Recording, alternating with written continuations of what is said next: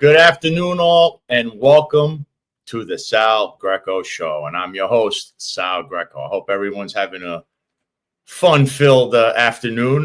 This show in particular is going to have a lot of news today, so I hope everybody sticks to their seats for this one. First off, if you can, if you're on YouTube right now watching us on the Finest Unfiltered Network, please hit that like, share, subscribe button. Hit the notification button. And if you're on X right now, where we're streaming live also, please hit the repost button and try to share this out with all your friends. So, there's a lot in the news, and going to start off with something. Something just happened in Florida. So it seems that Florida, who cooperates with ICE, just had their largest cooperative action taken. So let's hear the illustrious governor of Florida, Ron DeSantis, had a little bit of a presser just now about this. This is the largest immigration enforcement operation that we've seen in quite some time throughout the entire country. Florida state agencies assisted federal authorities to arrest over 1,100 illegal aliens across the state. That is a really significant impact. Hey, if you live in... So there you have it. There's a cooperative deal, right?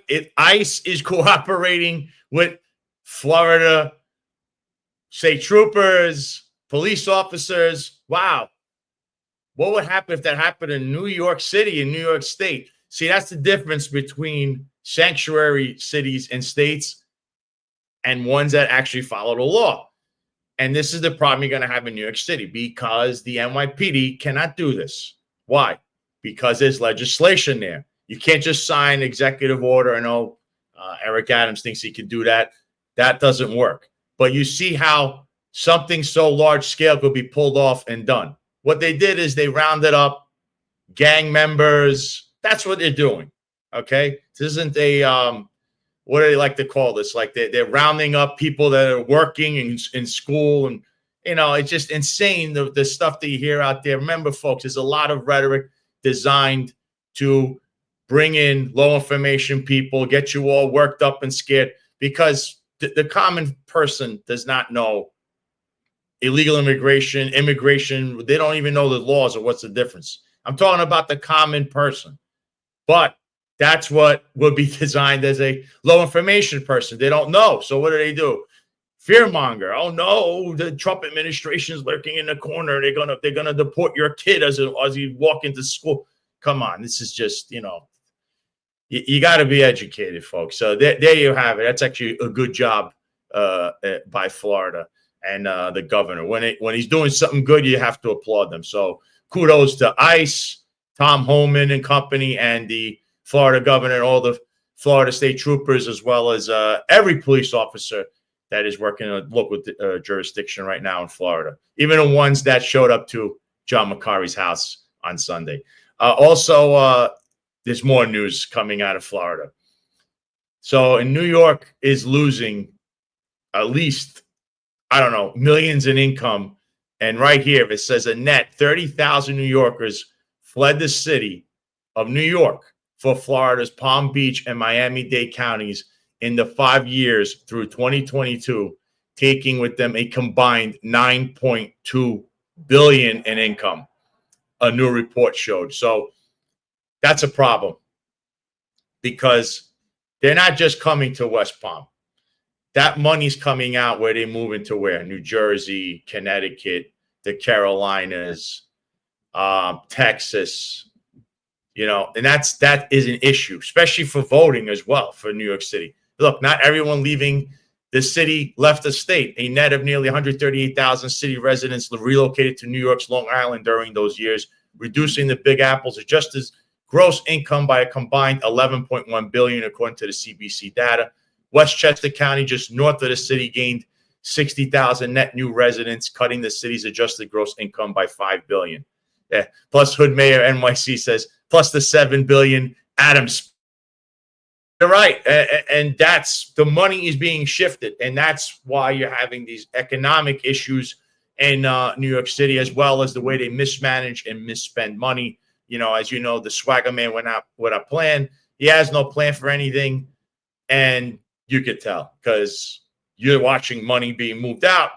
There's a lot less income, which means what? Your taxes are going to go up. That's all you ever hear in New York City. Tax the rich. That's the AOC. Tax the rich. You're going to bankrupt yourselves if you keep doing that. You can't subsidize lost income by taxing rich people. Here, number of millionaires, 2010. Look, New York had 35 million, almost 36 million.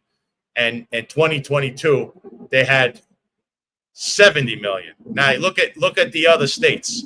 Florida had 19 million in 2010. Now they have almost 78 million in 2022. Texas only 24 million in 2010. Now has 74 million in 2022. So you see now they're opting out for different states. The states that are on top, and the other states are also growing in percentages. But New York, that's why. And what could it be that people want to flee? I know. Oh, policies. That might be it. Your policies are insane, and you keep voting for insane people to be in office, like Eric Adams, like Adrian Adams, and the list could go on. Carl Hastie. How's that attorney general looking in New York State? Well, I know she's running around buying houses in other states and making them primary residences. So, I mean, that's according to these bombshell allegations we've seen recently between Sam Antar and Joe Gilbert, and also now Jason Goodman finding out things. So New York is a mess, and it needs to be fixed from within. And within meaning voters. So can't be low information. This is not the time, especially with the elections coming in November. And now, since we're talking about New York City, and we're talking about Eric Adams, let's bring up someone that recently has been in the news. That's Richie Taylor, Deputy Chief of the Internal Affairs Bureau. So let me get you started with some of these pictures, because this is a guy who has run around. I guess he wants to run around as the king of the Jewish community that he clearly is not, because the community hates him. And I'm going to show you why exactly. But here's a little tidbit I learned about Mr. Taylor. Okay, and it appears here, allegedly here, this is the Madison Jewish Center. It's on Nostrand Avenue. This is on Saturday. Any Saturday you could apparently see this. Okay, allegedly you could see this every Saturday going on. That's a marked RMP. That is a marked police vehicle, as you could tell. It clearly says NYPD. Okay, so let's get to the next picture.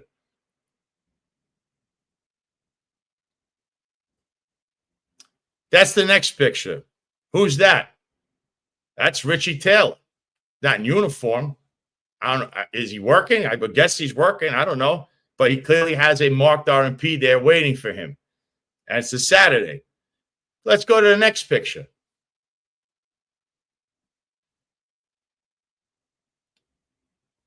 Oh, what's that? That's his driver. His driver from Community Affairs, because obviously somebody has to drive this vehicle.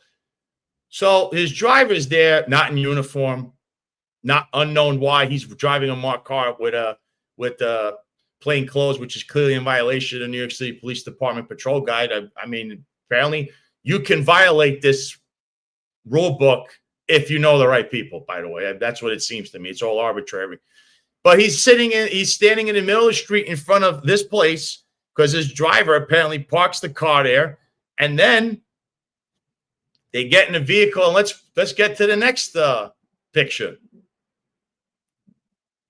So this is on Madison Place, and Richie Taylor, who's in the car, then gets out of the vehicle and goes to some house there. And he's not there for 1 minute, 2 minutes, 3 minutes. He's there for quite a while. Apparently, the woman that he's visiting, who I'm not going to name, but I do have the name, is also married. Thought Richie Taylor is married. So I don't know what purpose there is for Richie Taylor on Saturdays to take a New York City Police Department vehicle with a driver over to a female's house, and he's there. I don't know what he's doing. I don't know what you want to call this, because you're not supposed to be doing this in the New York City Police Department. But I told you, some people are immune to certain activities and others aren't. So again, if you're a police officer and you're wearing white socks right now and getting shellacked for it by your supervisors, well, you have a deputy chief running around on Saturdays doing we don't know what. And his driver also is not in uniform, which would mean he's telling him not to be in uniform, because as we're learning, especially with the Madry situation when he was chief of department, all kinds of mischigosh was going on because it's absolutely mismanaged in the police department. But now I want to go back because there's more with Mr. Taylor. So on Thursday, as you know, last week is when these Crown Heights, we're going to call them not even protests, they're staged protests / want to become an issue / riot. They start marching in the streets over there. And of course, Richie Taylor shows up really. I mean, now he's supposed to be the man of the people. Remember, he's Jewish. I'm the Jewish chief. I'm the man. I'm the people love me. Apparently they don't. I like to present you the video that I have from Thursday when the community, let's see what they really think about Richie Taylor. No more cameras. Done. Amazing. You guys need us. You guys need us. Ain't no trick for that, so you wait for them to come back. You guys should shame on you. This down. You guys should have shut it down. Shut it down. Okay. You know what the craziest thing is? You know what get them out of bed. All you guys are here. Why? Because you came to me. We're in a real black police officer shot at the night. This is the officer, by the way. This is the officer, guys. This police officer the whole night has been inciting violence. This police officer the whole night has been inciting violence.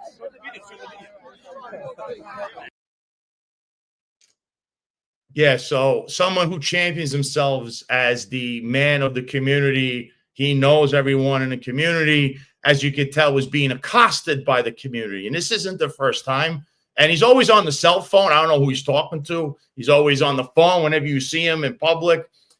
So on Thursday, we had that. And then on Sunday, there was a complete disaster on Avenue T and Ocean Parkway, as you know. And Richie Taylor, who's pictured here with Bruce Blakeman, instead of being with the troops, community affairs, the police officers, let me see what happened. He wasn't there on Ocean Parkway and Avenue T, as the police had such a hard time with what's going on. He goes and has a photo op, okay, in another area. I think it was in Mill Basin, okay? And then somehow he's taking the vehicle, he has an unmarked car, to drive to Long Island to take another photo with Bruce Blakeman, who, trust me, doesn't know who Richie Taylor is from a hole in the wall. And he's in Long Island while all of this is going on. Now, if you're a chief, you're leading the troops, community affairs, wouldn't you want to be out there like the rest of the chiefs and inspect? I tell you what, you know on this show how we feel about John Schell. The guy should not be in the police department. He should have been long gone, if not investigated, charged, all this corruption. But there's one thing I'll tell you, as chief of department, he's right behind the troops when they're out there in protests. He has been. You've seen it. So Richie Taylor, who is a chief last time I checked, but the only thing I see is he runs around, got his cell phone in his ear. You know, here he is taking another photo op. I don't know what this is about, because at the very same time, community affairs in his area, he's championing Crown Heights, is having issues with protesters. So what can I say more about this man? But there'll be more to come, because his corruption seems to be epic proportions here. And the community doesn't seem to champion Richie Taylor the way Richie Taylor claims he is their champion. So that's just a little bit there. There'll be more to come on that. But speaking of more in the police department, right before we get into the main event here, it came to my attention that Police Commissioner Jessica Tisch is having her legal, that's the legal bureau, transcribe every show that's on the Finest Unfiltered network. They're looking for defamation. Defamation. Very hard to even try because the bar is so high. Sullivan versus New York Times. Someone from Harvard, like she is, would know this, apparently, maybe, I don't know. So just for you, Jessica, because I'm not in the police department. You don't bully us or me or anyone around, okay? This list right in front of you is a list of all restricted MOS that recently were transferred. And if you look at all the transfers where they're from, these officers are being transferred to the court section. Court section. Okay? Why are you moving restricted police officers to a place where they have to handle prisoners? They cannot have contact with prisoners. Okay? So what is this? I'll tell you what this is. John Scola was on recently. You know, he's an attorney for the NYPD. He gets a lot of these cases. This is what he was talking about. This is disability discrimination. This is something that's been going on for a long time. And the police commissioner who's busy transcribing the show instead of running a police department, she is the one doing these personnel transfers, correct? So transferring restricted members of service so they could, I don't know, they're not supposed to be putting their hands on prisoners, especially in central booking, which is where they're at. I guess, I don't know what that's about, but you understand that some of these transfers are people that, let's say, live in Brooklyn and have been restricted are now being transferred to the Bronx. They're now being transferred from Staten Island to the Bronx. They're being transferred from the Bronx to Queens. Why? Because they want them to be full duty or punishment, highway therapy, whatever you want to call it, for being restricted. That's called disability discrimination. So if anyone's on that list, I implore you, John Scola is excellent and has already got a list of lawsuits in regards to this. You know, Eric Sanders is my own attorney. I would be calling Eric Sanders. And if not, well, we could get to who we're going to have on today. You could also call her because you have definite discrimination going on with a laundry list of people being transferred because they're restricted. And to the court section on top of it, a place where you don't send a restricted person, especially in droves. I don't know where you're going to put them. They're not supposed to be in contact with the prisoners or anyone in the public. That's why they're restricted. They're restricted because they're sick, they're hurt, they're injured. But again, that's disability discrimination. So maybe legal should be looking into that one instead of transcribing the show. So hope we get to the bottom of that one. But so here's the I guess the main event today. It came yesterday. We came to learn about a whole incident involving a police department in Manhattan DA's office that was quite a while ago. And we know this gentleman because he's in the news right now. He's got his own trial. I know he's got his big shot attorney, that big mouth, Artie Idala. And that's Harvey Weinstein. So Harvey Weinstein's in the news. Obviously, his trial's going on. He's being retried. But why is he in the news? A few years ago, the NYPD had a case. And the case is of a fellow paisana, Ambra Guiterrez. She made bombshell allegations at that time that ended up, I believe, in Los Angeles was found, she was found credible, and it was Harvey Weinstein was found guilty. But in New York City, they couldn't prosecute Mr. Weinstein for this.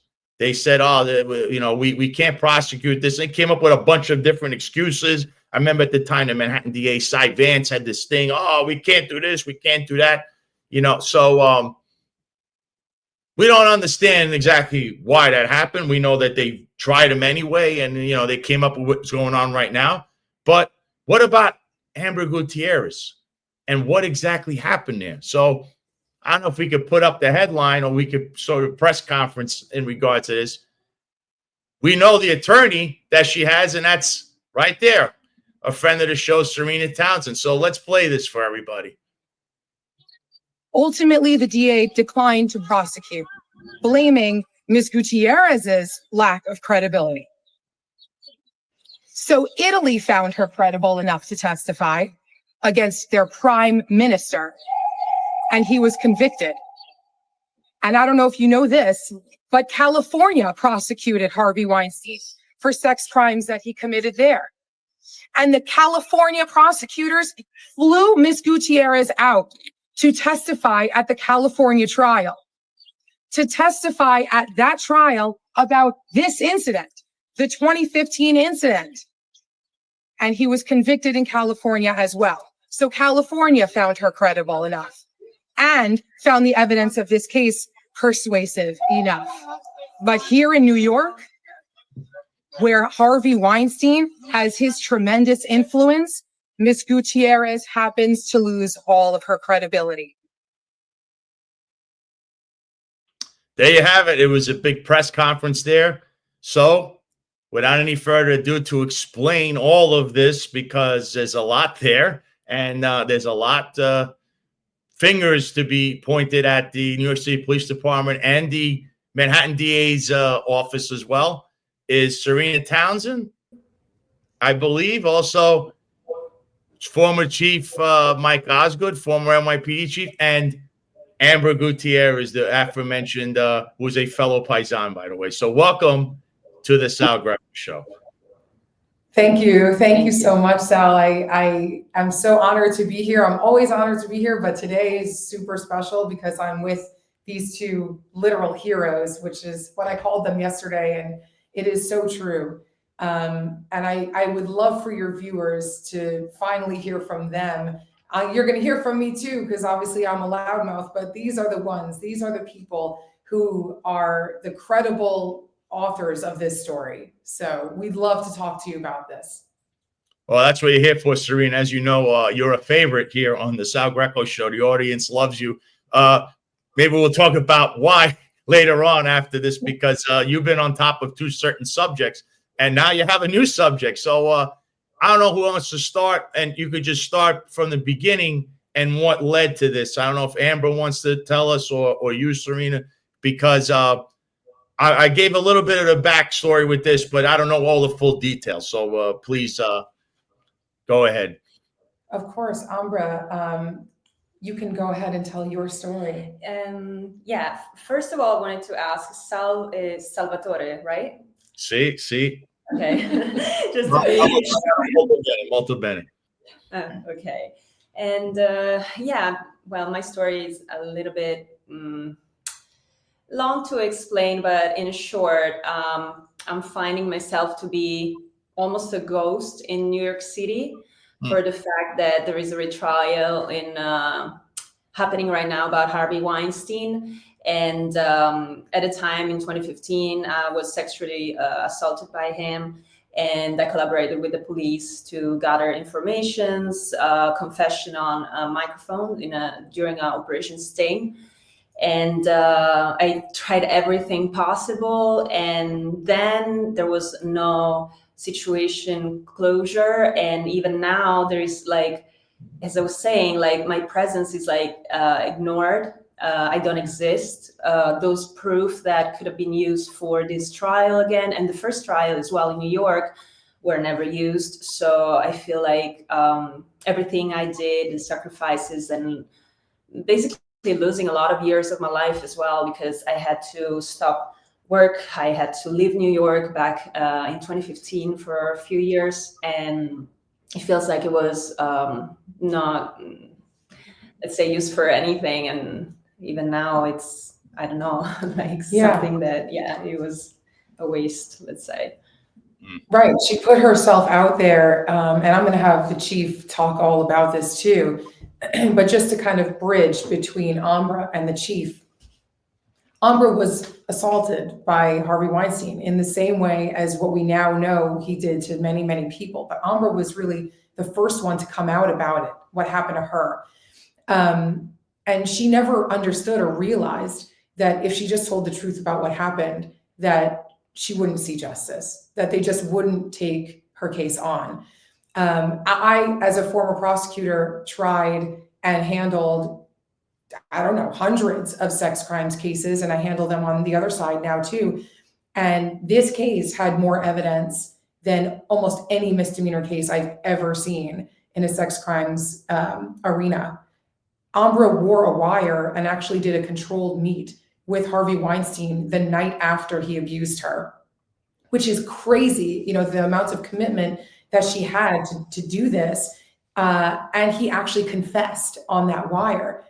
And not only did he confess to doing what he did to her the night before, but he tried that same night to get her into his hotel room 3 times. And that was also on the recording.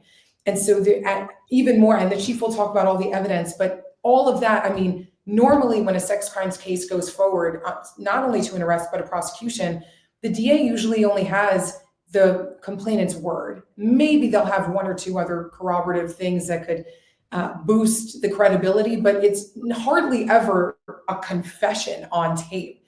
The fact of the matter is they had enough to not only arrest him, but to convict him. And what we now know, thanks to Chief Osgood, is that it wasn't just a, you know, slip through the cracks type of thing. It was a coordinated cover-up. So I'll just have, if Sal, if it's cool, I'll have the chief kind of tell you, I'm going to just explain to you what he did to figure out what really happened back there and why we're calling for a formal investigation. Hey, Sal, nice to meet you. Nice to meet you, Mike. You have some fans in the chat apparently, so there are plenty of people that admired your work. Just to let you know. Hopefully, there are no distractors. But first, I want to do is I want to commend you, John McCary, Eric Dim, Marlon Brethel. You guys are doing a tremendous job. You're bringing transparency to the NYPD. Thank you. Legacy that has remained secret for 175 years. So on the night of March 27th. Ambra's out working, going to different venues to actually get modeling jobs, and she gets an email or a call from her agent to go down to Harvey Weinstein's office, who she really doesn't know who he is. She meets him the night before at Radio Meeting Hall. She goes down to his office at 375 Greenwich Street, where she goes up, and the short of it is she's in his office alone with him for about 10 minutes. In about 10 minutes, he grabs her breast, sticks his hand up her skirt, trying to move his hand towards her vagina, and then he attempts to kiss her. She blocks all 3. He then says to her, "Be nice to me." Those people in the video you just watched, you watched the video on some of his stars and movies. You know, I made them millions of dollars. She's very upset. She gets up and flees. And this is where the journey begins. She immediately calls her agent. We have her on video leaving Greenwich Street in distress. We have her on video calling her agent, calling her first agent, doesn't pick up. She then calls her second agent, so she immediately outcries. He says, "Come over to my office." She goes over to his office in the confines of the 9th Precinct, where her agent, Robert Hoffman, is there with his girlfriend. She's upset, visibly upset, as per the testimony. And what happened, she says, "Harvey Weinstein assaulted me. What do you want to do?" "I'd like to make a police report." Robert Hoffman says, "Are you sure you want to do that? He's powerful." She goes, "Yes, I want to do that. I don't want that to happen to anybody else." They walk over to the 9th Precinct Station House. Now, the assault occurs in the confines of the 1st.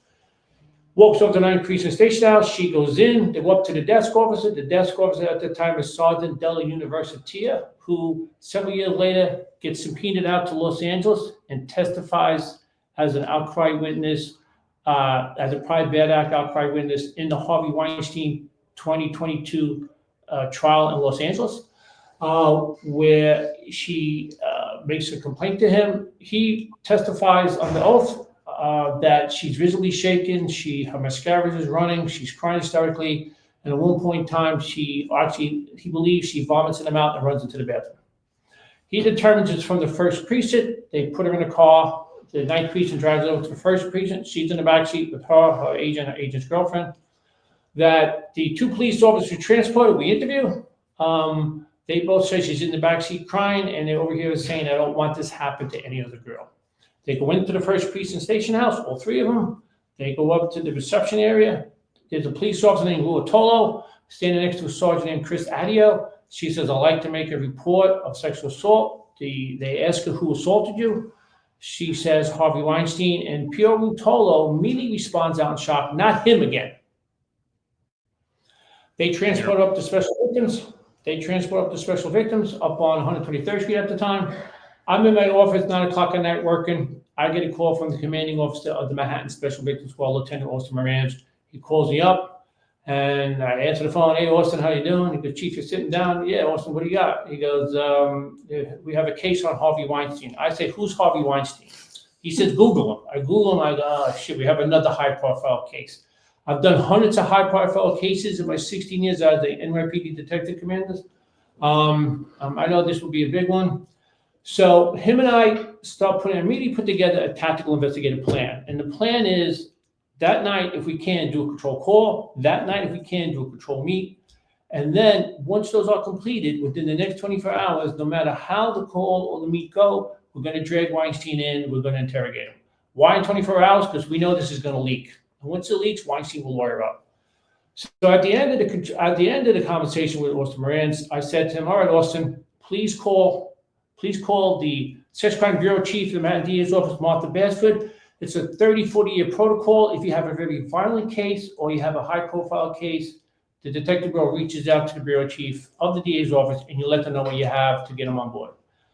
So Austin Moranz says to me, hold on, Chief. You know what they're going to do to her. That's a quote. And I went, fuck. And what he meant from his experience, from my experience, is because this is a high-profile case, he reasonably believed, and I reasonably believe, they will drive her into the ground and they will collapse the case because they do not want to take on a high-profile defendant with a high-profile defense team. So we now have a conversation for a pretty long time. Could we move forward with the investigation without notifying the Manhattan DA's office? Can we gather information, get to a point of having beyond a reasonable doubt, and effective arrest without telling anybody? And it came to the conclusion, a very intense conversation that lasted 10 minutes, that I said to Austin, I won't survive if we don't notify him. Vance at the time, I believe, had a close relation with Bratton. Vance just gave $100 million over to Jessica Tisch for cell phones. I said, Austin, we're not going to survive it. I won't survive this. Please notify Bashford. So he calls her. It went well. She says, okay, keep me posted. That night, we were able to do a control phone call to Weinstein where he admits touching her breast. After the control phone call, Ambra collapses in tears, just from the stress of it all, just from the trauma of it all. The next day, we set up a control meet. We tried to do a control meet that night. We're not able to. We set up a control meet the next day. In my 8 years in special victims, about 100,000 special victims cases, we only did about 10 control meets. Why do we have a control meet here? Not because of Harvey Weinstein. We had no animus towards Weinstein, because of Cy Vance, because we reasonably believed he wouldn't go forward, and we did not trust him. So we're trying to compel him with as much evidence as possible. I gave the order to build the largest quantity of beyond a reasonable doubt possible. Probable cause beyond a reasonable doubt have volume to them. You can get larger amounts of beyond a reasonable doubt, small amounts of beyond a reasonable doubt. So the purpose of the control call was basically to compel Cy Vance. And the control call is just outstanding. It's one of the most successful ones I've ever done. I mean the control meet. And that's what you hear in the part of you hear in the Ronan Farrell article that appears in October 10th, 2017 in the New Yorker magazine. We wind up, so we report that to Martha Basford, how the day's going on that Saturday, the following day, the 28th.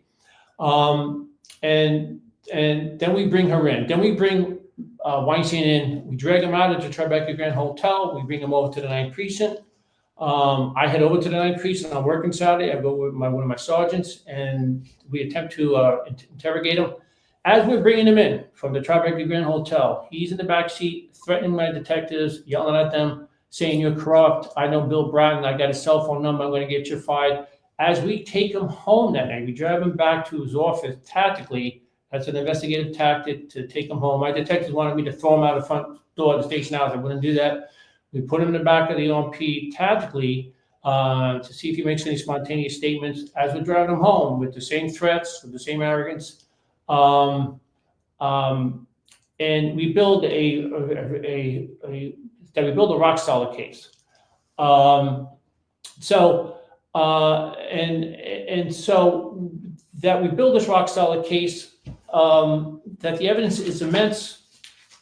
Let me read the evidence to you. Of course, I love. We have to inform the low information people that may not be, cognizant of all of this. So summary of the evidence is as follows. Ambra immediately fled after being assaulted, immediately outcried, immediately reported to the police, outcried consistently to a total of 7 outcry witnesses. Outcry witnesses are very probative in a sexual assault investigation. We obtained knowledge of 2 prior bad act witnesses during the investigation. Ambra was witnessed to be distraught by at least 5 witnesses. We obtained the probe to control a call. We obtained the probe to control meet. Ambra collapsed in tears after completing the control phone call. Ambra was on video fleeing in distress from Weinstein's office minutes after being assaulted. The foregoing is coupled with Ambra being assaulted within minutes after meeting Weinstein, a clear sexual motivation for the assault, and the offender having a clear sexual predatory tone in his voice during the control meet. Ambra was deemed to be credible, and her statements were allowed by the special victim detective, the special victim lieutenant, the special victim chief. And later on, we actually ran the evidence by an NYPD attorney who we put on the investigative team. We have vastly more evidence in this case than Bragg currently has on the Weinstein trial going on right now.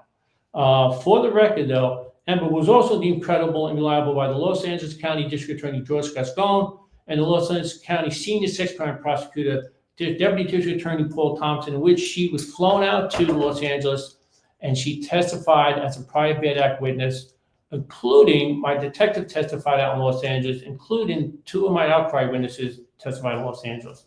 So you can see the volume of the evidence that we acquired, and at the end, no prosecution. Yeah, that one's got my head. I can't figure it, because if everything was so rock solid that Los Angeles used it and had no problem with everything, and everything went smooth over there, why did New York City say, "Oh, we have a problem, we can't do this here"? Exactly. It makes no sense whatsoever. And again, this isn't a matter of opinion. Both of us, between the 2 of us as like a law and order, match, I guess, we have been in this industry, if you will, for our entire careers. I am telling you, as a prosecutor, there's no way, we were just marveling over this yesterday, right? Sal, in 2015, I was a sex crimes prosecutor. Yeah, you were. Brooklyn, right? So I said to Ambra, if this had happened 1 mile away, right? If this had happened just over the bridge instead of in Manhattan, she could have been my complainant. This could have been my case. And I told her yesterday, I said, with all that I've reviewed and everything that we've seen here, if this case came across my desk in 2015, I don't see how I would ever want to or be able to decline prosecution. There's no possible way. The amount of evidence is insane. Now, so it's crazy. Yeah, I would now start to look at, as you know, the political side of this. So just so people know here, with the people that they're mentioning that are involved, as we know, Bill Bratton was the former police commissioner at that time as a police commissioner. Let me just tell you, the guy is now, today, we came to learn, he's a little bit of he's lobbying, I believe. He's very close to the Tisches. Yes. He's also a political operative. Remember in 2015 into 16, he doesn't have Donald Trump go to a roll call for the New York City Police Department to speak to the troops, but he lets his friend Hillary Clinton do that. So he's a little bit of a Clinton guy. Who's Harvey Weinstein? Well, we know he's a movie mogul, big guy in Hollywood. He used to have now he lost everything. He had a big production company, big guy. But what is he also? He's entrenched in the Democrat Party. See, there's a picture of Mr. Bratton and Harvey Weinstein. But Mr. Harvey Weinstein's entrenched in the Democratic machine. He's donated to numerous political candidates. And if you didn't know this, there's something called the Mayor's Fund in New York City. And it's this big organization. And I actually pulled up the documents for that to show who's on that, who's in that organization, because it started, I believe, in 2011 under Mike Bloomberg. And Mr. Weinstein is also part of that from 2011 on. But right here, as you can tell, he's in there. Look, you look at the name, Soros and Jonathan M. Tish. Oh, yeah, that's one of Jessica Tish's family members are in there, who at the time, she worked in the police department. As you know, Mr. Osgood did bring her up, and she was part of that whole cell phone, smartphone technology in the New York City Police Department. We then later on learned that in these lawsuits now with all these victims suing, Tish James, who's the attorney general, as we know, we've heard a lot about her recently. She decides to agree to a settlement. In that settlement, which was about $19 million, they agreed to pay the lawyer fees and everything for Weinstein. Essentially, the victims, she is silencing them by giving them peanuts. Okay, that's Tish James, who's part of the same Democratic machine, who's the attorney general of New York State, and is clearly associated with all these people, who also has done what? Here it is. James retired the proposed $19 million settlement in June, had promised attorneys for victims who were not represented in a class action suit that she would not accept a deal that benefited Weinstein and his brother, Bob Weinstein, said Thomas Giuffrea, who represents accuser Alexandra Canosa. So essentially, she's silencing victims. Everyone believe all victims here, except if they are, accusing the people that are surrounding you or friends with you. And then we also, not to drift too far off, she's also accused of doing things, covering things up. She's involved in her own scandals lately. And of course, there's a whole question about that whole human trafficking report that was taken up there in the Bronx, in a shady place there with her mob associate pal. And she's standing there, and so is the police commissioner. Again, the New York City Police Department's behind it. So there's a history of the police department not only covering things up, but being involved. Now, when we say New York City Police Department, let's not say the police officer that shows up to the scene. Let's say executive level, police commissioner, first deputy commissioner, chief of department, chief of patrol. Mr. Osgood knows what I'm talking about here. These people who are chummy with the upper echelon and the higher ups, I believe, political powerhouses in New York City, whether they be attorneys, donors, this plays into your case because it all ties in. Because I don't know if you even knew about the Tish James thing and the fact that they're all in this mayor's fund together. And that goes back it's every mayor. It's Bloomberg, de Blasio, and then now it's with the Eric Adams and his wonderful administration. So this all ties in to what happened here. Because I believe I heard you mention, Bill Brown mentioned also Rudy Giuliani at this time was the attorney for Harvey Weinstein. And if you don't know, he's associated with his current attorney, Artie Idalo, who happens to be very chummy with Eric Adams, had fundraisers, now acts like he doesn't know him. And he's also good with Andrew Cuomo, another guy accused of sexual harassment and stuff. So this is, if you really could go into, you're going down a rabbit's hole, but clearly I see something there. So I think, I'm trying to paint a better picture for it. There's Harvey Weinstein with Rudy Giuliani, who I saw also he's involved in this case.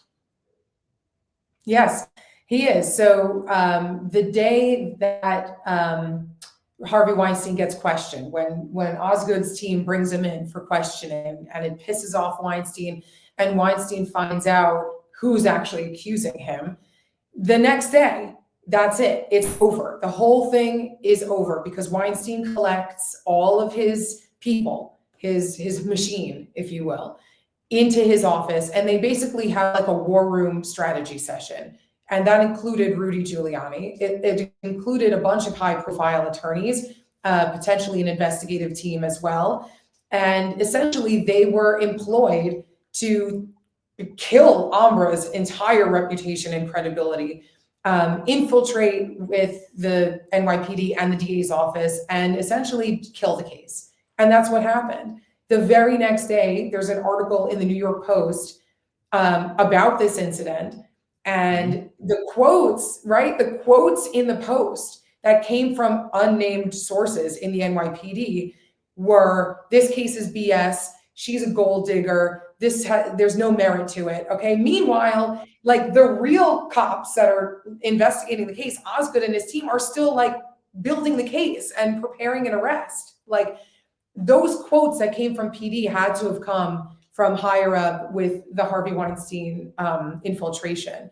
So immediately in the media, she's getting tarnished.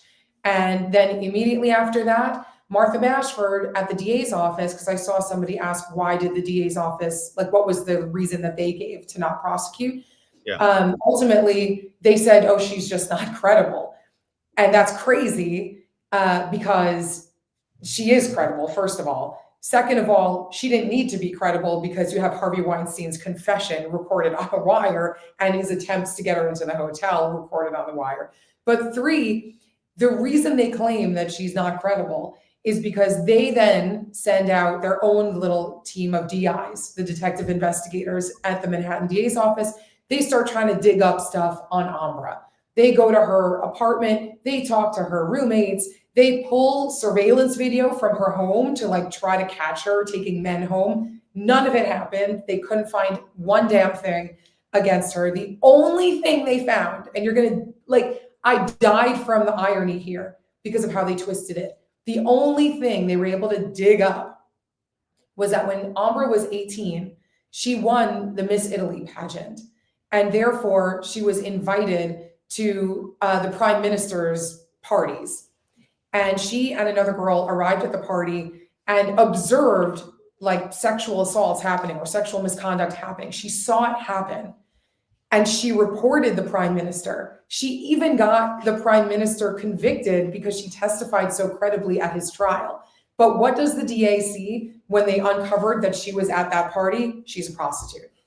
That's what they got from it. And so they were like, she's not credible. She's a prostitute. She was at the party. They did no real, investigation into why she was there and what kind of hero she was standing up against a strong man who was taking advantage of his position of power and sexually abusing women. It actually tracks completely with what happened with Harvey Weinstein. Why would you question her knowing that she's already done it once successfully against the prime minister and she was truthful then? Why would she be lying now? And why would she be afraid to step out and say the truth now? So that was the false, reason that they gave, that she was not credible. And it makes no sense. It doesn't tie in with her character or the evidence that was collected and presented. So Sal, during the 15 days of the investigation, the cycle time was 15 days. I had 25 detectives deployed on it. We were going 24/7. We had a security team on her apartment building. I had 3 of Weinstein's residences under surveillance with the directions from my detectives. If you think he's fleeing, arrest him. We had 13 Bank Street under surveillance, 99 Jane Street in Lower Manhattan. And we had his mansion up in Connecticut, Westport, Connecticut, 26 Beachside Avenue under surveillance. And so one of the things we did was I brought a detective on who was fluent in the northern Italian, in the northern dialect of Italian, highly fluent. Maybe it was Sal.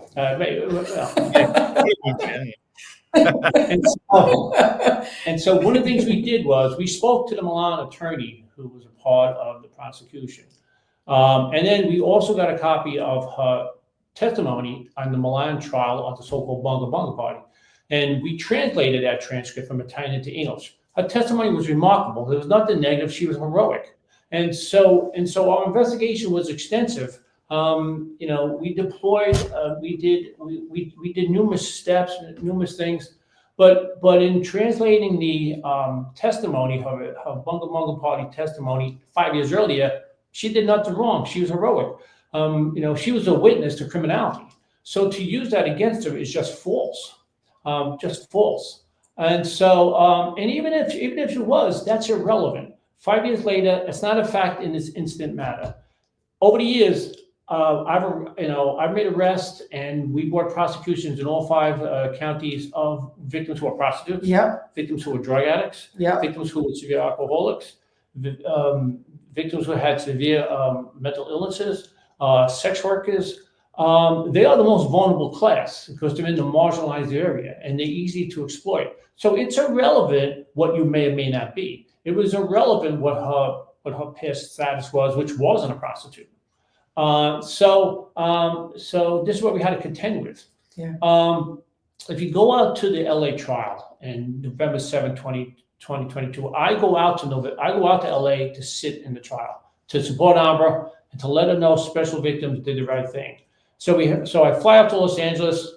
I am now in the courtroom, and I listen to the testimony and, of course, the examination of Ambra, of the assigned case detective Rosita Williams, of the 9th Precinct Desk Officer, who's now a Lieutenant Della Universitia, and one of the outcry witnesses, Robbie Hoffman.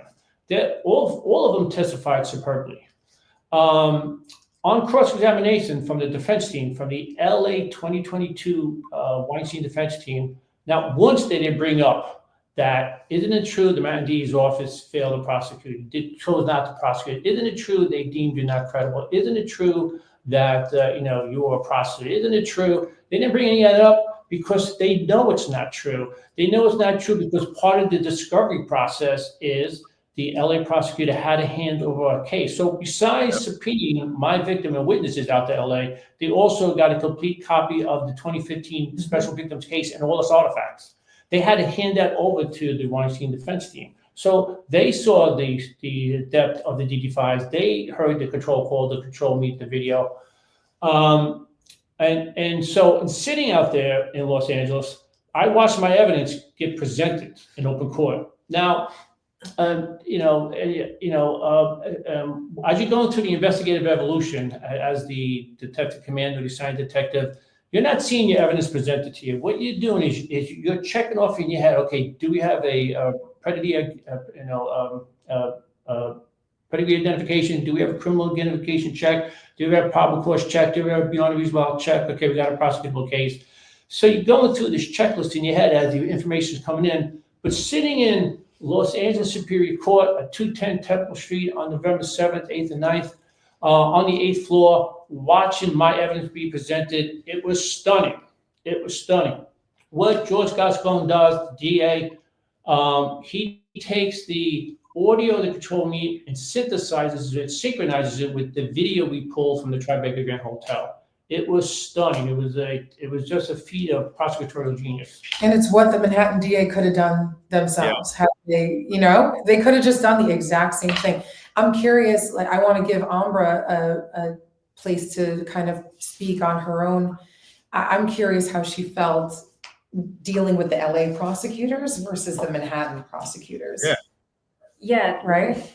I was very surprised that the LA DA were super supportive, were on my side in everything. I was expecting also questions during, the trial. There were like the ones that Martha Bashford did to me back in 2015, like, are you a prostitute or things like that? And it did not happen. I was really traumatized by that situation because I thought that you really had to go through some sort of things like that to prove that you're truthful.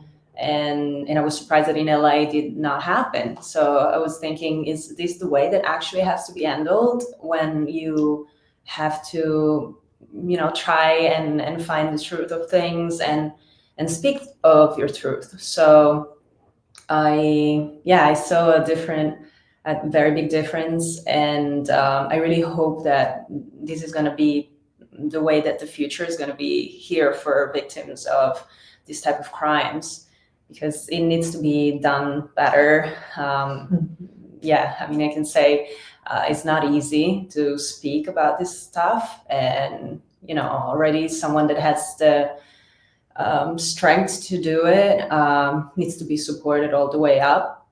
And I grew up in Italy watching a lot of American police TV series. And, like the fact that I went right away to the police is because I believed in the system. And I still do believe that amazing people are working in it. And that's why I decided to do my best and everything to just make that a simple job. And instead, I was let down. So hopefully I can make a change right now with you guys. I find this odd though, because I'm like, so Ambra, I don't know if you know, I've been victimized as I'm a police officer. I was a police officer. I was victimized by the same system. They do the same thing to everybody, whether it seems that they love to smear people. What evidence do you know of does anybody say you are a prostitute? Who, where is this come from? Because it looks like it's picked up out of thin air to me. There's no evidence of you doing anything like that, right? Yeah, the question was out of nowhere because my answer was like, have you heard the recordings? And also, why are you asking this to me? Like, it doesn't make sense. And so, yeah, they take out the documentation from the Italian prime minister case. And I don't know if they couldn't understand what was going on in there, but I testify against him. I was brought to this party without even my knowledge because my agent brought me and my other colleague. And when we left, so basically the situation was like, you participate to these parties and you become famous in Italy. I did not have any type of career after that night. And I believe of myself to be an okay model. I mean, I got to New York and I have other talents as well. So how come I don't have a career in Italy? I, find difficulties to even find a job after, of course, they also destroyed my reputation because the ex-prime minister was also the owner of all the medias in Italy. And I had to flee the country. I mean, I was happy that I left Italy because then I ended up in New York, but then I did not expect that something worse would have happened after. And that's also why I collaborated so much with the police, because I wanted to give him enough proof, or the most of that I could have done, because I didn't want to repeat the same story where also in Italy, they tried the best to discredit me, and I was just starting my life as an 18 years old person. Listen, my heart goes out to you. I know that feeling, and it's something that in the NYPD, they love to. That's what they like to do. Like that. This is my story. That I would. They clearly. I'm a MAGA guy, therefore we got to smear Sal Greco. Like they have a trend, and the big question here, I'm wondering, that goes to you, Mike and Sarena. Do you think the mayor's office had anything to do with this case and how it went? Because clearly with that mayor's fund, and you have little connections there, Weinstein, the CEO of Robin Hood's on that as well. You got Tish's family, the cousin involved, and it's the mayor's fund. And there's real estate people, and Harvey's a powerful guy. So do you think at all, is there anything, any evidence, anything you could think of that could show, or you have an inkling saying the mayor's office had some, was involved? So we have a lot of information. We have a lot of evidence that we can't tell you all, and we want to give to the Southern District. And what we're asking for is a neutral and impartial, deep dive, fully exhausted, penetrative, public corruption investigation assisted by a grand jury. That's what we're asking. We want the truth. But I can tell you some key things. As we're bringing Weinstein in from the Tribeca Grand Hotel, he's in the backseat shooting his mouth off, threatening my detective, my lieutenant. He tells us he's donated millions of dollars to the NYPD. Now, what we believe that to be is the New York City Police Foundation. That's what we believe. And the Los Angeles Police Foundation. He also says when we approach him in the lobby of the Tribeca Grand Hotel, he says he knows Bill Bratton. He's going to call Bill Bratton and he's going to stop us.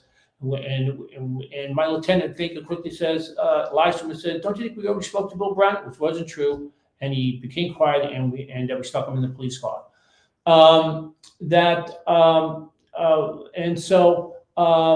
So we believe he was more than likely a big donor to the New York City Police Foundation and the LA Police Foundation. He obviously had a relationship with Bill Bratton. We also found out in the last several years, and I believe it to be true, and it's reliable information, that Clinton called Bill Bratton during this time frame to attempt to influence him. We believe that to be true. Why? Because unbeknownst to us in 2015, Weinstein was a large Democratic bungler. He had a very close relationship with the Clintons. With Obama, he had numerous fundraisers at his mansion in Westport, Connecticut, that we had under surveillance. He's bundled and donated millions of dollars to the Democratic Party. That's fine. You know, that's his choice. That's fine. And so Bill Brown had a close relationship with the Clintons. That Bill Brown left the NYPD and went to a Clinton-based company called Tenio. And there's a lot more to this. There's a lot more to this. What I believe, what I reasonably believe, based on my information and the facts of this case and stuff, is that Weinstein was able to both influence both the Matt DA's office and the NYPD to stop the prosecution in many different ways, and that's what has to be investigated. And there's a lot more to this. You probably heard that I hit Ambra. I don't know if you read that during the course of the visit, I actually hit her in a confidential hotel. So it's somewhat about the 5th day of the investigation. My detectives come to me and says, "Chief, everywhere we go, the paparazzi knows where we're going." They use the term paparazzi. Now, what they didn't know is for the previous 5 days, I'm having serious trouble with Police Plaza. I can't tell you everything, but I'm not getting any support. I'm being told she's a gold digger. I was also directed not to bring Weinstein in originally. That there are other things going on. There's a retired detective who has a relationship, used to work with Bernie Kerik, is trying to penetrate the investigation. There's numerous things going on that I don't like. Once I get that statement, I said, okay, I had enough. I ordered my detectives to hire them in a confidential hotel under a fictitious name to protect her. Once again, we don't trust Cy Vance. We don't trust Cy Vance. That from the conversation I had with Lieutenant Morans. Also, in the first couple of days, I had numerous conversations with Manhattan Special Victims Sergeant Mike Bach, who was our best detective supervisor in the Special Victim Division. Had at least 10 conversations where Mike Bach said to me, "Chief, you got to protect her. They're going to destroy her." At least 10 times. He was in Manhattan Special Victims for at least 10 years. He understood this. He knew it. And I used to go to Mike, I don't know what to do. Mike, I don't know what to do. And so I hired her. 2 days later, Cy Vance and Martha Besser sends 2 of their own detectives to her house to do this background investigation, this discriminating acquisition of evidence investigation. They don't do it to Harvey Weinstein. If they did, they would have tripped over a load of past transgressions. They do it to her. They try to pull video from the 9th precinct, from the 1st precinct. They go to her agent's house. They're doing a counter investigation on her. And so 2 days later, when I hear that, I immediately told my detectives to move her, to relocate her to a different hotel under a fictitious name. I don't tell One Police Plaza because I don't trust them. So you can see what's going on. You can see that there is sufficient evidence to say there's a cover-up. There's a lot more to this. Like, we can't tell you all, but we need an impartial public corruption investigation by the Southern District. Well, I like how you said that. You need an investigation in the Southern District. Now, just to mention just a little bit of something me and Sarena always talk about. Now, Sarena, do you think you're going to get it in a Southern District where we just had the current mayor who should have been, what's today?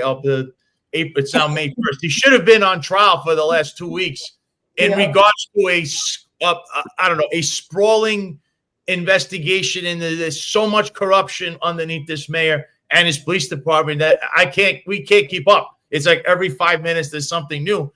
The Southern District dismissed that case. And it wasn't even the Southern District. It was from outside influence, and that was Washington, D.C. It's unbelievable because no matter who's the president, it seems that it's the same things seem to always happen. It's all political.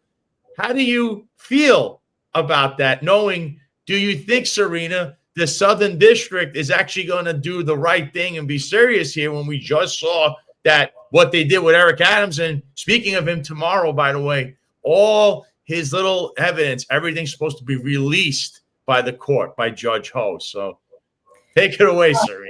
Yeah, no, you're not wrong to ask that question. I'm sufficiently worried. But Sal, we're running out of doors to knock on. And that's really what it comes down to. We can't have the Manhattan DA's office investigated because we're asking them to investigate themselves.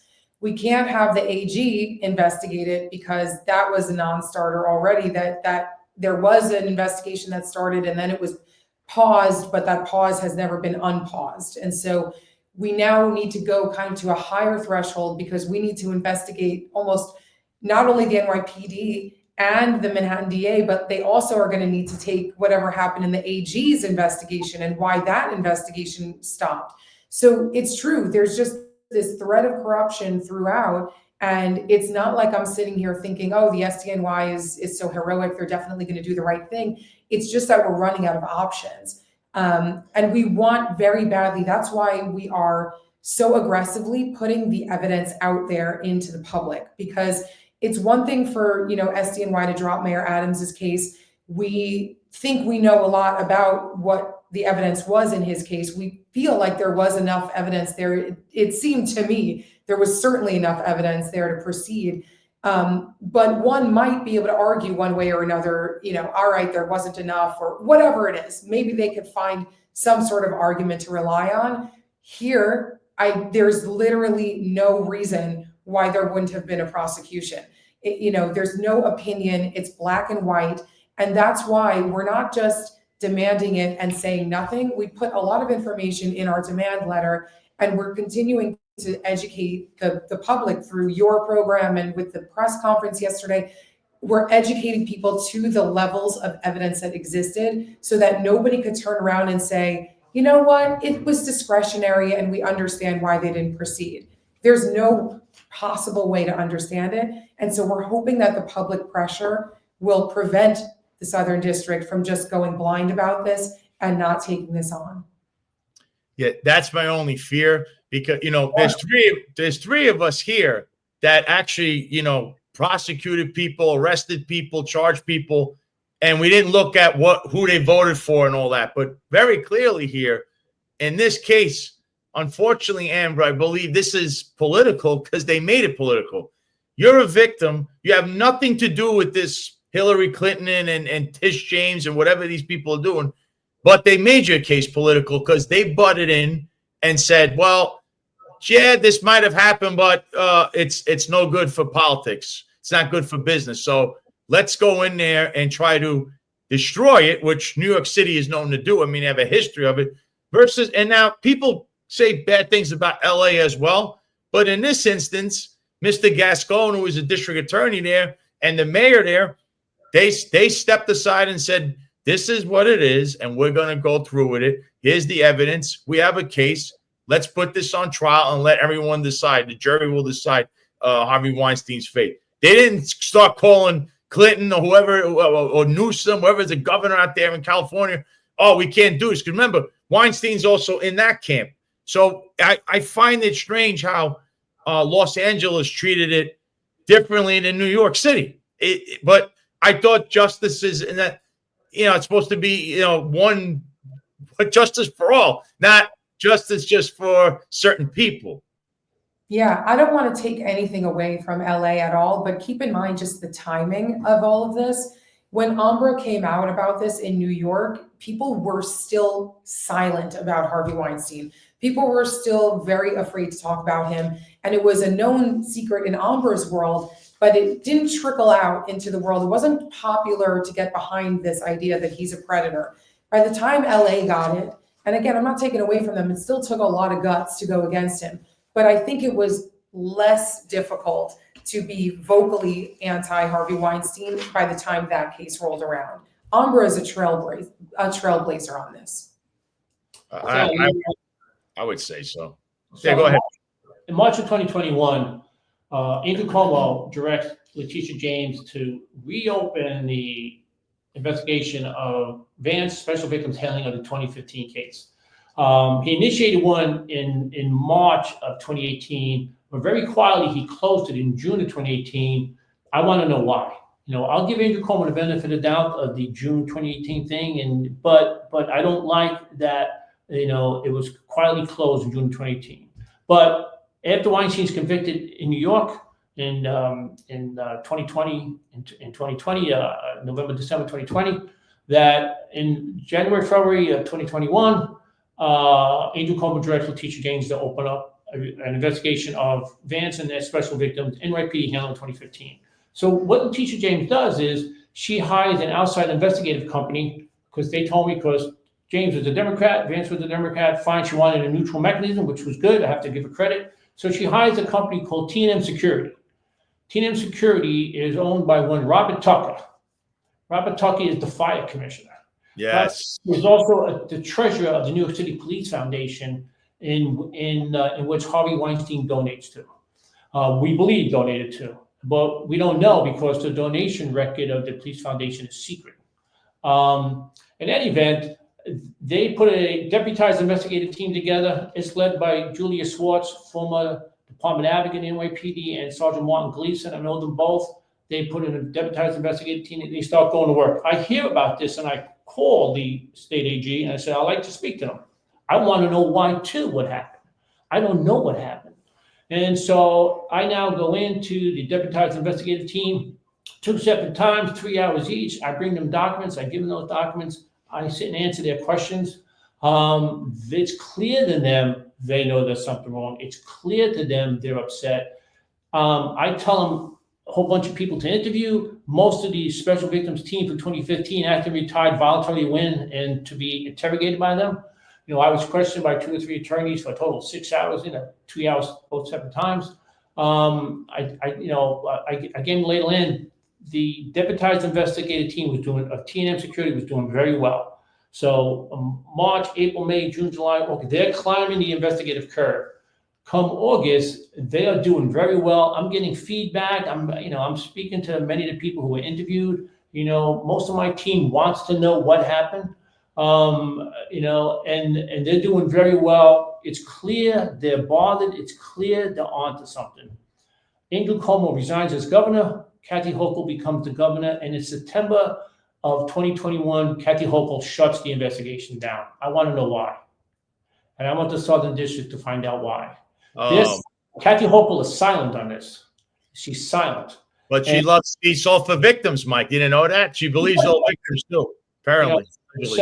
So that's why we need a Southern District public corruption, total investigation, because we don't know what the truth is. And the cover-up's been ongoing for 10 years.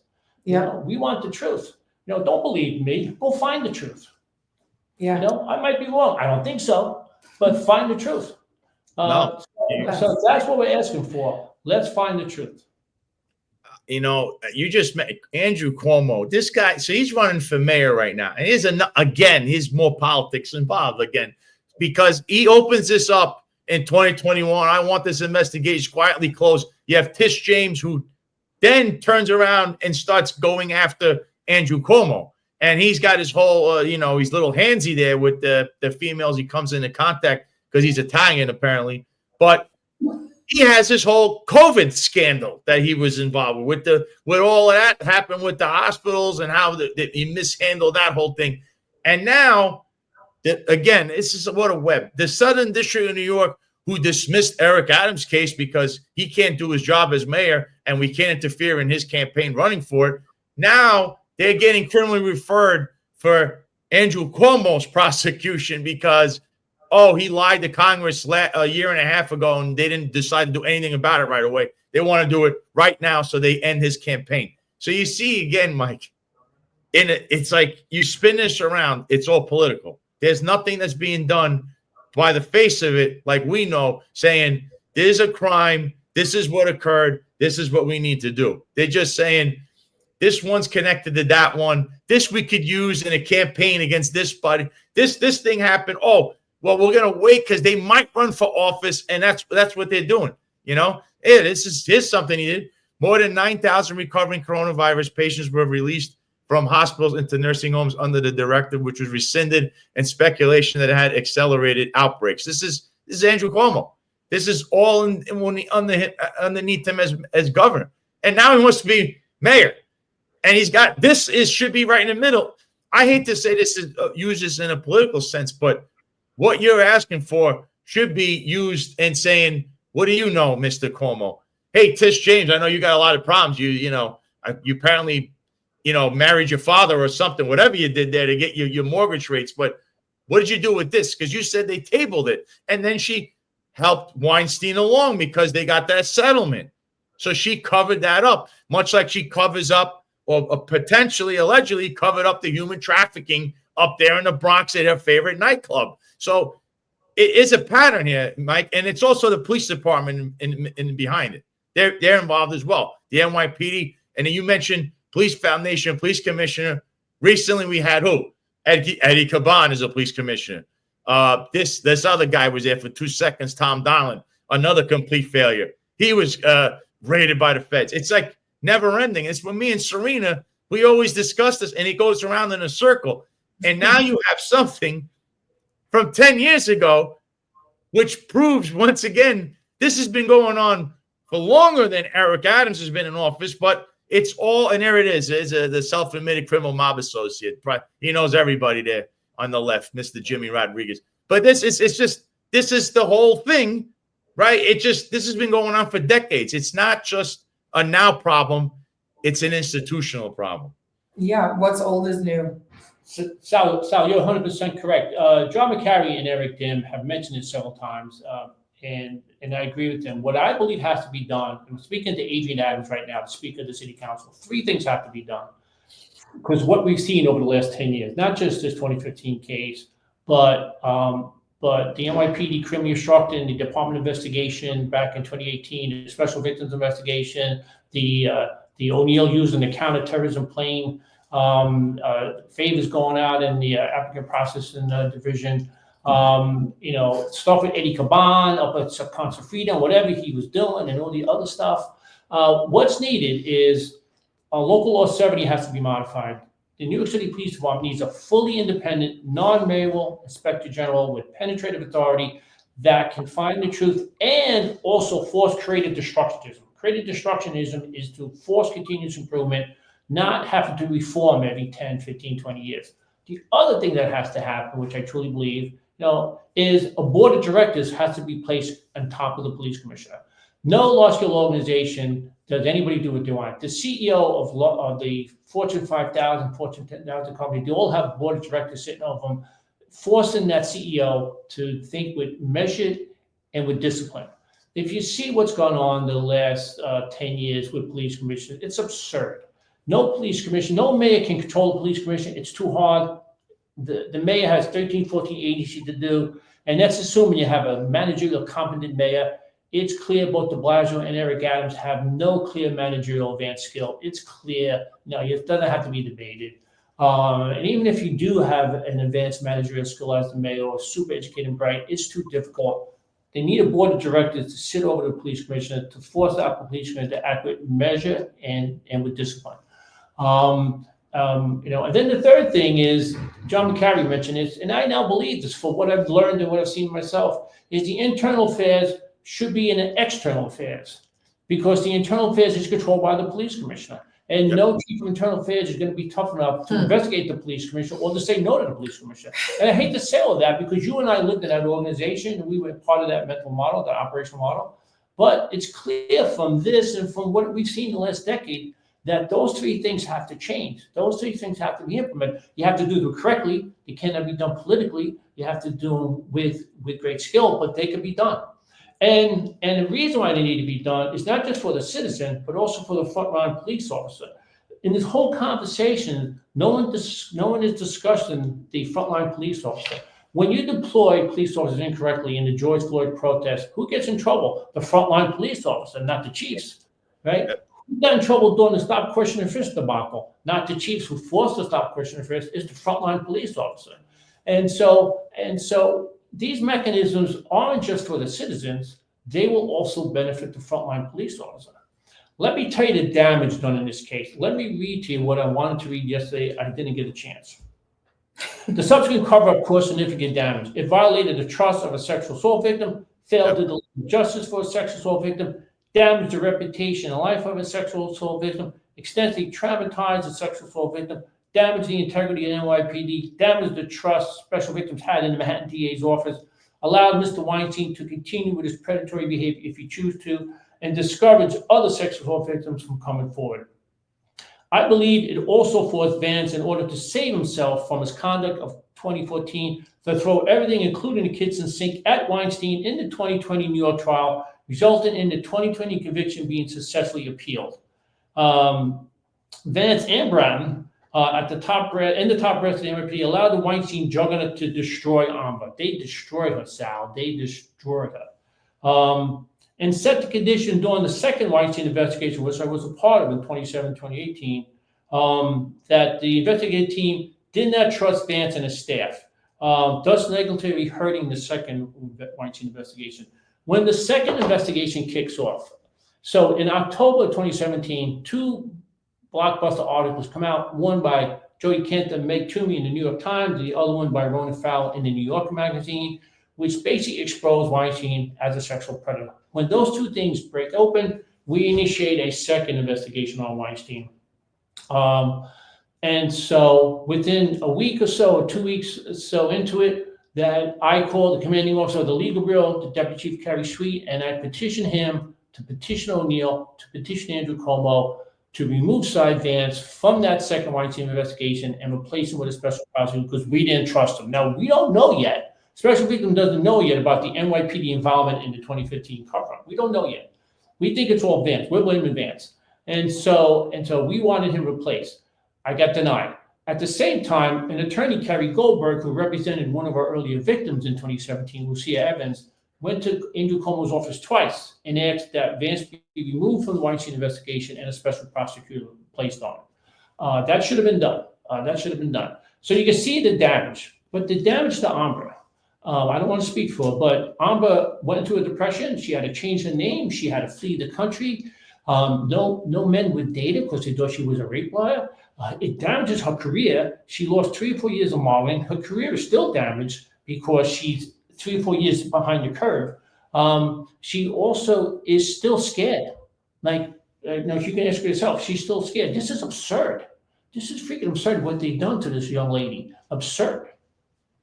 And it goes to what I always said, that they don't care whose lives they ruined, especially in the NYPD. Anybody on top over there really could care less. Mayor, governor, you name it. They only do what benefits themselves. So you're right, Ambra. How do you feel today? Because I'm sure it's very hard for you to do anything because you're slandered, you've been smeared, you've been through all of this. I'm sure you get the snickers when you walk by because people, we know who she is. I can only imagine what that feels like, but tell us how you feel. I repeat myself that there is always a reason for things to happen in life. So I think that since when we met, me and the chief, and everything is reopening again, it's maybe to find the right way to close this, and I'm happy to help. Like, I just wanted to do it because I still feel that victims are not being handled in the right way, especially if there is some side that they want to be into in New York. And it was just funny earlier when I heard that the lawyer of Weinstein in 2015 was calling me a gold digger, because at the time I remember they were trying to buy my silence with an NDA, and my lawyer was coming to me all the time saying, like, they're offering $100,000. And I said, I don't care. I don't want anything. They went up to 300, 750. I still said, no, I don't care. They went up to $1 million. And I still said, no, I don't care. From the lawyers of his side, and also from the media. The media was trying to buy my side, not my silence. They wanted to buy myself in some way to, like, make this go away. And I just wanted to pursue justice somehow. And I ended up signing an NDA at the end, because I remember that my brother in Italy, that I have no idea how, it was found to question, called me and said that somebody went to his job in a remote city in Italy, let's say, and they had an American accent, and they were asking about me. And it got me really, really, really, really concerned. And I remember, like, calling my lawyer with like not having even voice in myself to say, just make this all go away, just sign whatever, like I need to, like I don't want anything to do with this anymore.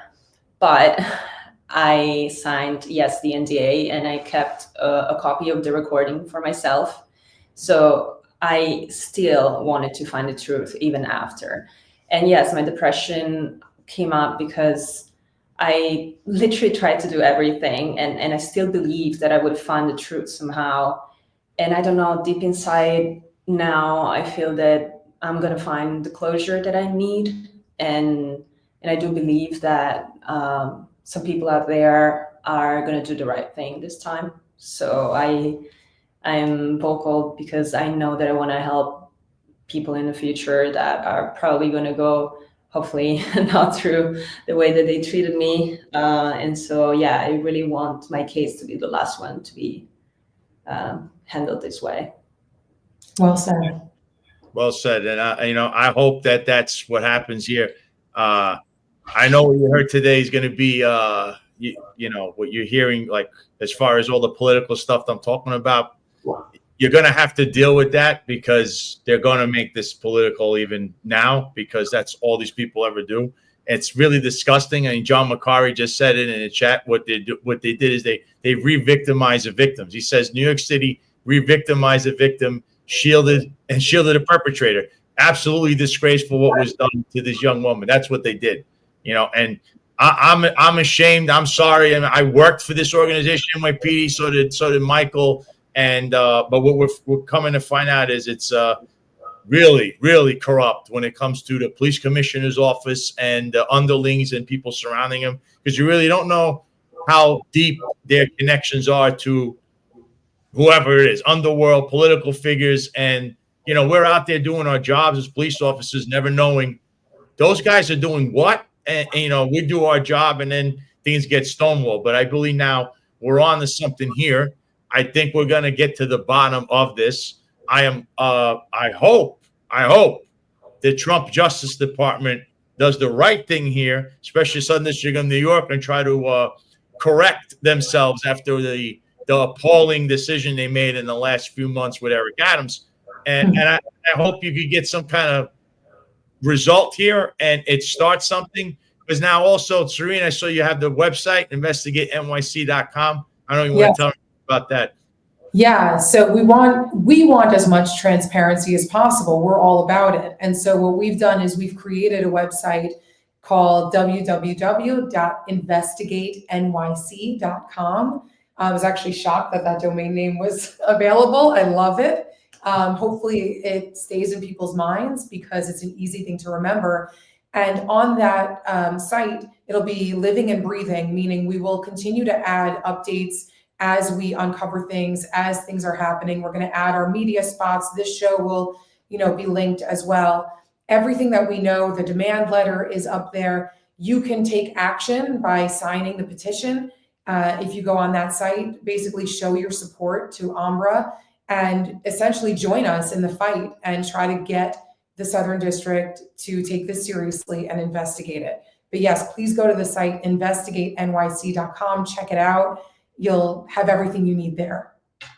That's perfect. Sal, go ahead, Mike. You just said something that I want to say this. Every day, tens of thousands of New York City police officers fight to stay honest. And as you know, when you step out of that radio car 30, 40 times a night, you can make a mistake, and all of a sudden you find yourself in serious trouble. And when you're stepping out of that radio car day after day, week after week, month after month, year after year, every single time you have to be on, you have to be alert, you have to stay honest. It's debilitating. But every day, tens of thousands of New York City police officers stay honest. These bastards couldn't. And they're sitting in the air-conditioned offices. They have drivers. It's clear what happened here. When we look at this and other people, it's clear what's happened here. It was a cover-up. And we want the full truth. And we want her fully exonerated. I want the truth. I think me and Sarena are like crusaders when it comes to that. We want the truth.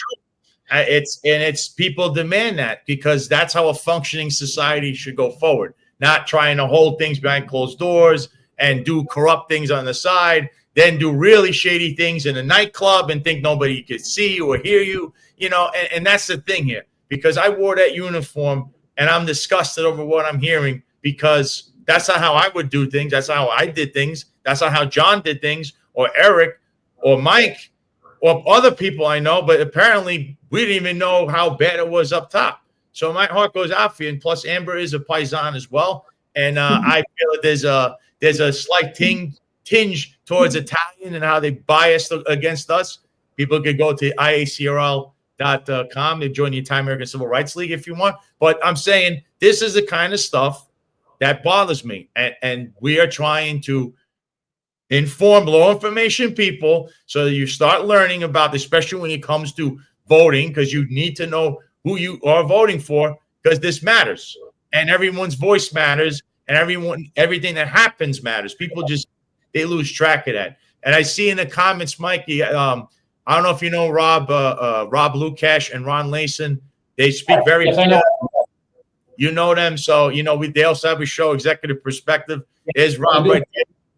See what he says. Totally agree. The big chief set the policy when it goes wrong, when the boots on the ground suffer. Exactly, Mike. So just to let you know, you got supporters out here, and at a certain point, you might have to either come back on my show on your own, or Defiance Unfiltered, or Executive Perspective. Because I'm happy to come back on and speak about all the garbage that's been going on in the last decade. Yeah, it's just like a recurring theme. I don't know how to break this. I'm hoping that this could break it. So I implore everyone also go to investigatenyc.com, join the fight, and also support Ambra. And also, maybe you have a story. And if you have a story and something happened to you, maybe Sarena could pick up your case and add to it. Because and I also think that you shouldn't be silent. I think being upfront and vigilant, that's what matters. So what Ambra's doing, people should actually not only say that she's being courageous, but follow in her footsteps, because this is what it takes. There's a name and a face to what's going on, and that's Ambra. So people could sneak in right behind her and go, hey, this happened to me too. Or this happened, you know what, they did this to my friend. And that's how it starts, because you can't change things just, sitting there going, oh, well, my vote doesn't matter. My voice doesn't matter. Oh, they're going to shut me down. That's how I started years ago. All of what you're seeing today, I don't know if people know, Tish James, everything with, how that started? My termination and what I uncovered as I went along. I got laughed at in the beginning, by the way. Nobody's laughing now. Were they transcribing the show back in One Police Plaza? I hope they did today. Because we have a lot in common with you, Sal, with the standing up for what's right and getting pushed out. We know what that's like. Yeah, you know personally, especially with these infamous names who you mentioned a few of them. Robert Tucker, these guys are still involved today. So it's like a never-ending circle of cronyism that's going on. And I think you're doing a great job here. I'm gonna stay on top of this. I'm always here for you. Ambra, you might get shunned up in New York City. Come to South Florida with everybody here welcome you open arms. So over here, it's like the land of where you think you're a despot up in New York City. Here, you'll be a hero. So plus, there's a lot of Italians down here as well. Just keep throwing it out there. So in closing, is anywhere people could, besides your website, could they follow you or reach out to you on social media or emails or anything like that? Yes, we need as much as support that we can from public for anything. Absolutely. If you go on to Instagram, you'll see Ambra is on there. She has a ton of followers, as you might expect. But yeah, follow her, watch her stories, because she is a trailblazer and she is one to watch. Definitely. I definitely became a follower. Mike as well. There's her Instagram. You could tell there's a lot in her stories. She's been posting a lot about this stuff.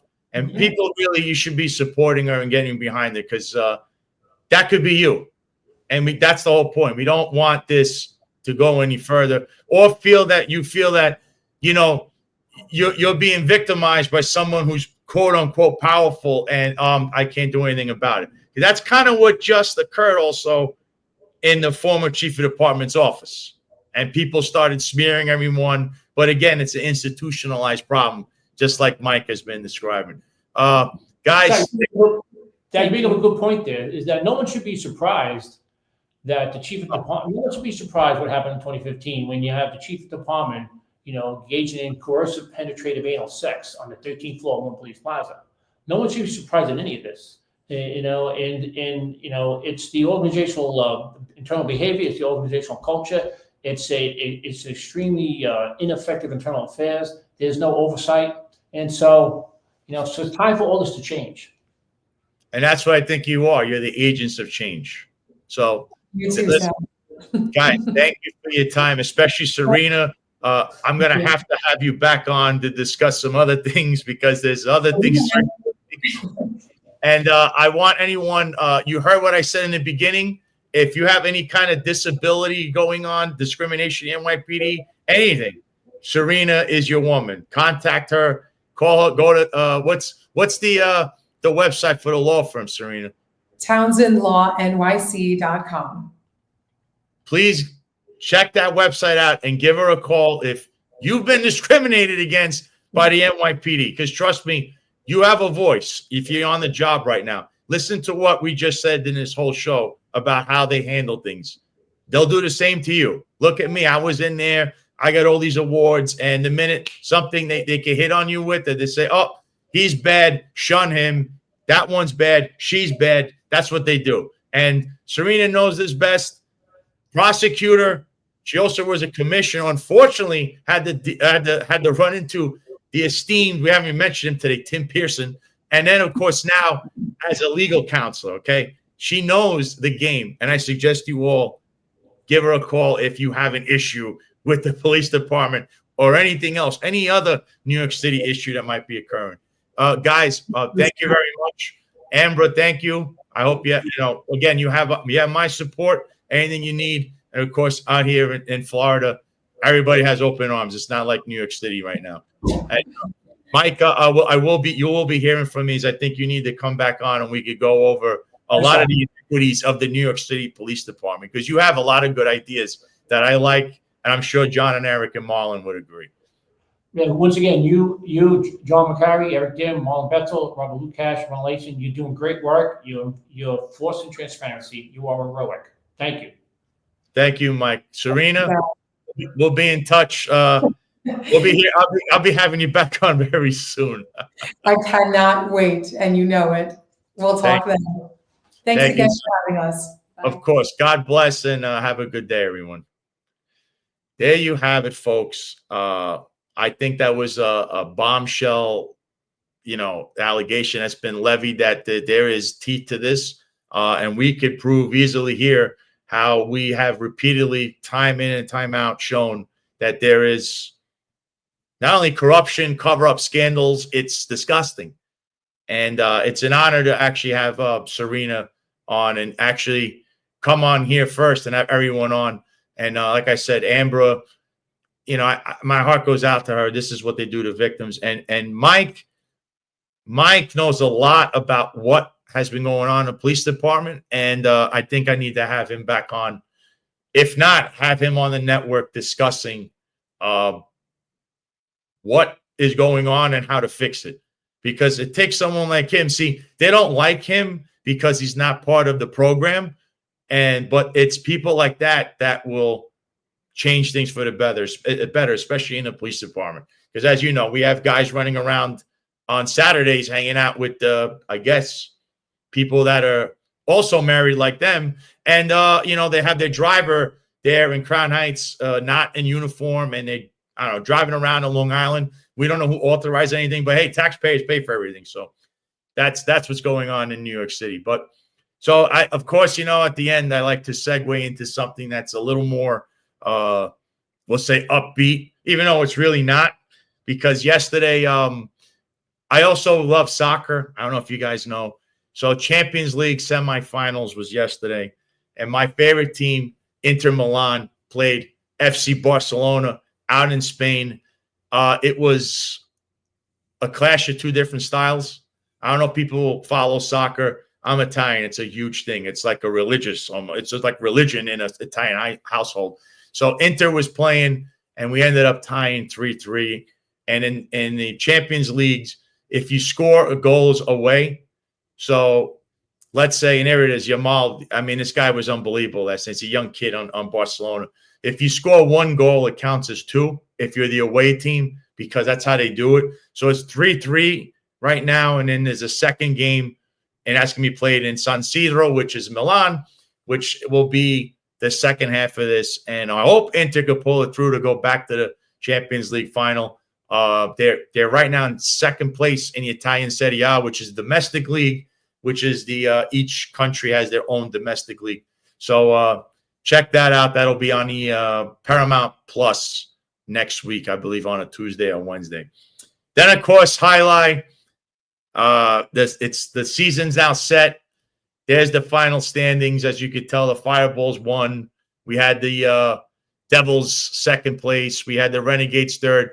The Warriors as an asterisk. They actually broke the rules to put them in fourth place because they did not have more wins than my team, the Chargers. They finished 2 wins less, but somehow they are in fourth place. Maybe there's politics playing in it, because politics here might be playing in hand because the rules state the team with the most wins is the first tiebreaker. I don't know what happened there. So the playoffs are set. So I believe I actually have the graphic here. The next match here, Friday night, is the Warriors versus the Fireballs, 7 p.m. You go to Magic City Fronton and watch that live, or you could go on YouTube at the Highlight League Network, or also ESPN3 or highlightworld.com/battlecourt. And the second game, which is of the playoffs, will be the Renegades versus the Devils. That's 2 p.m. on Sunday. There, it's only on broadcast. You can't go to Magic City to watch that live, but ESPN3 or YouTube on the Highlight League Network to catch that. And we only have, after this, one more week.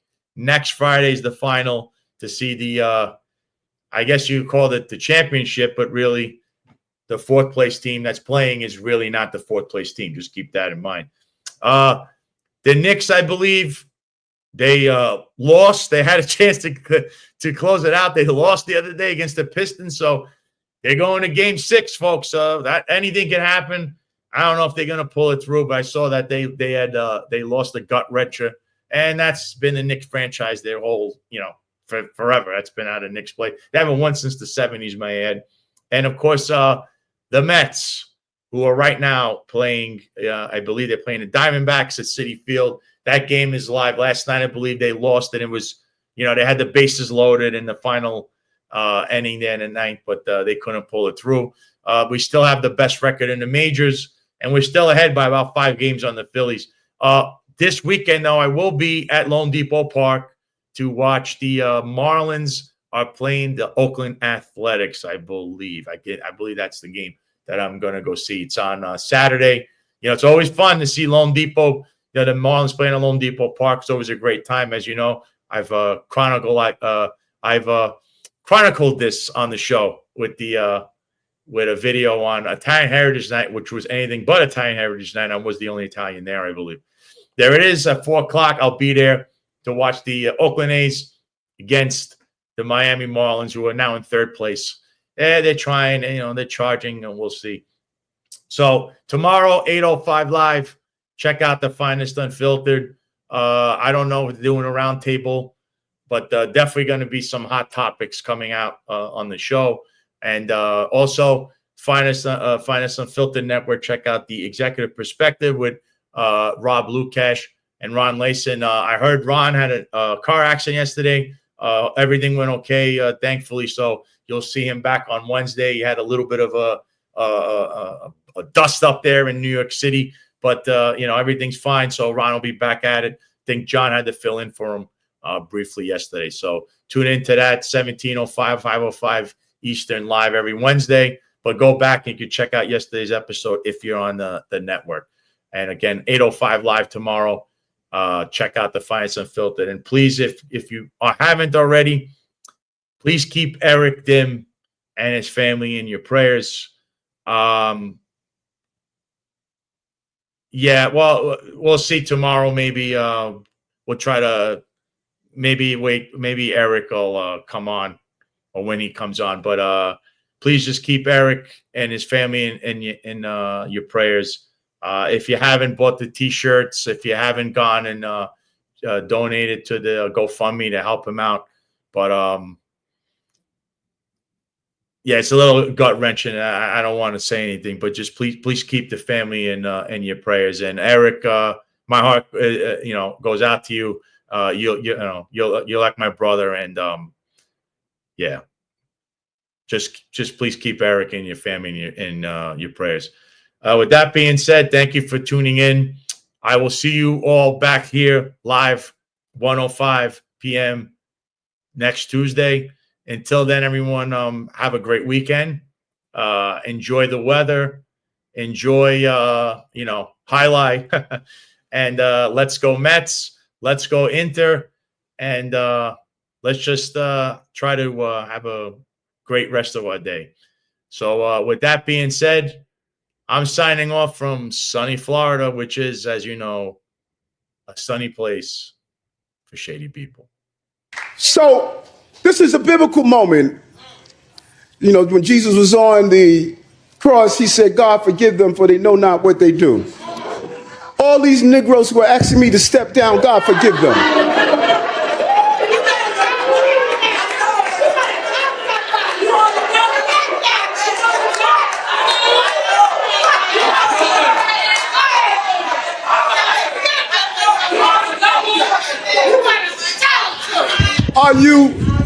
Are you stupid?